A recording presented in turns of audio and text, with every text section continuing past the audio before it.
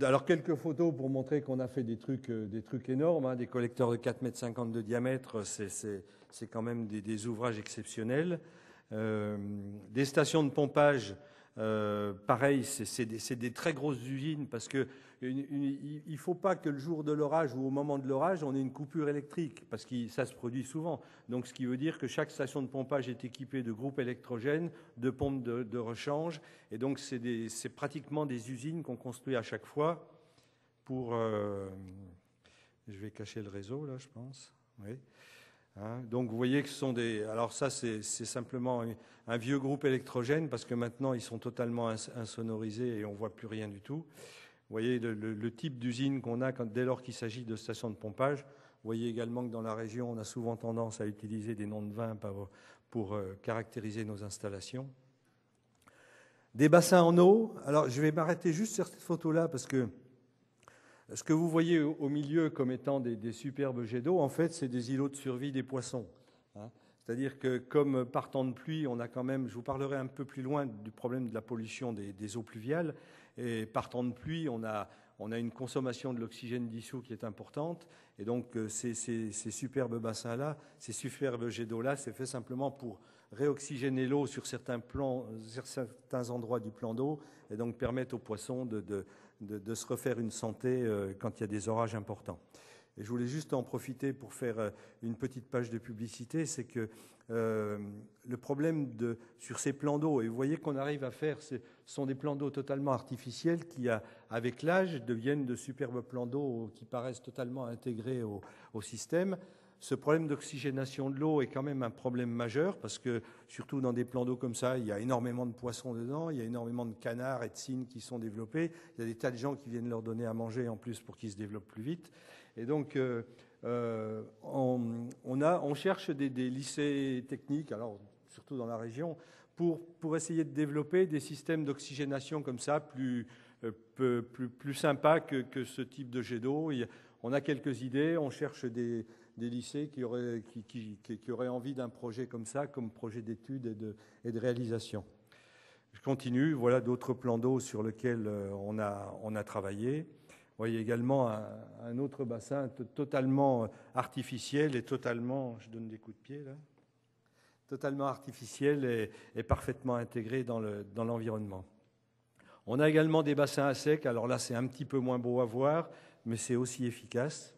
Bassin de la Fontaine, bassin de Béguigneau. Enfin, les bassins à sec, effectivement, aujourd'hui ont une valorisation qui est faite, c'est qu'on est en train de les reconvertir en lieux de promenade, en mettant attention, ça peut se remplir rapidement. Donc avec des... Mais en général, quand il pleut, les gens ne s'amusent plus à jouer au ballon sous la pluie, hein, surtout quand ce n'est pas un terrain de foot. Et puis en voilà un dernier bassin.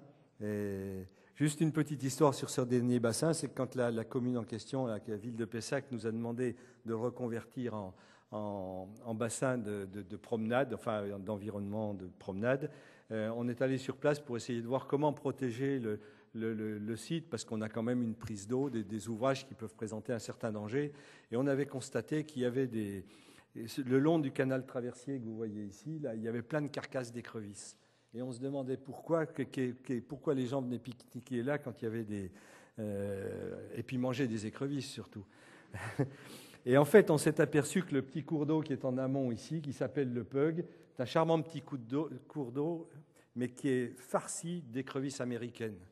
Et en fait, quand il y a un orage important, ben le débit gonfle, les écrevisses sont entraînées, viennent dans le canal traversier. Quand le canal traversier est plein, ben il déborde, les écrevisses sont entraînées. Et puis quand l'eau se retire, ben les écrevisses ne reviennent pas toutes dans le bassin. Et puis quand vous regardez les arbres autour, là, vous avez toute une équipe de corbeaux qui sont là en attendant le prochain orage pour pouvoir casser la croûte.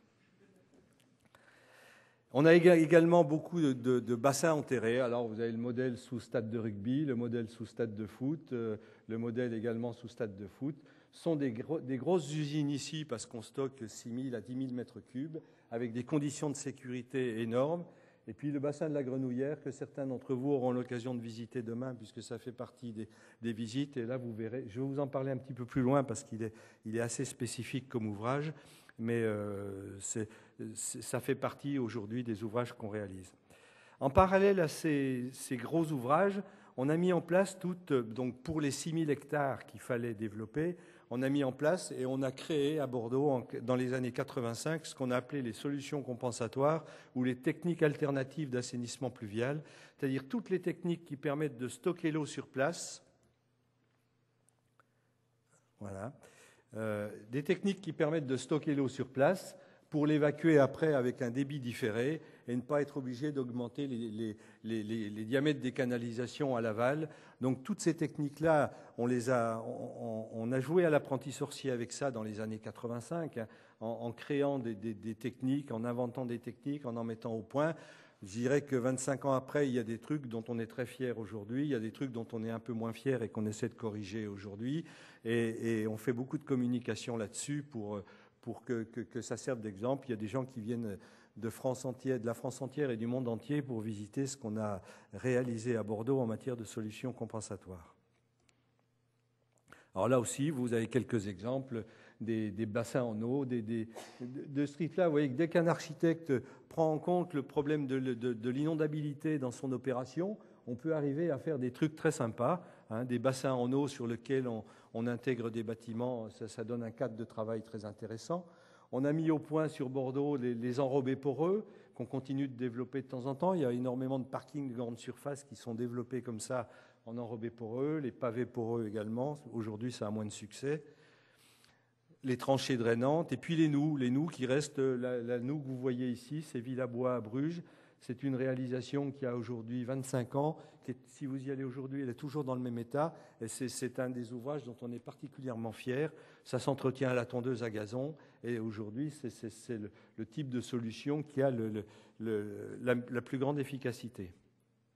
Et puis, beaucoup de matériaux créés et adaptés pour ces mises au point. Des espèces des éléments en plastique comme ça qui permettent d'avoir 90% de vide. Des éléments en plastique, bon, quand les constructeurs ont vu que ça marchait bien, ils ont cherché et que c'était breveté, ils ont trouvé d'autres solutions. Hein. Et puis les fabricants de béton s'y sont mis aussi en mettant au point, et pas loin de l'université ici, on a expérimenté dans le cadre d'un projet européen un système de stockage avec des éléments en béton comme ça.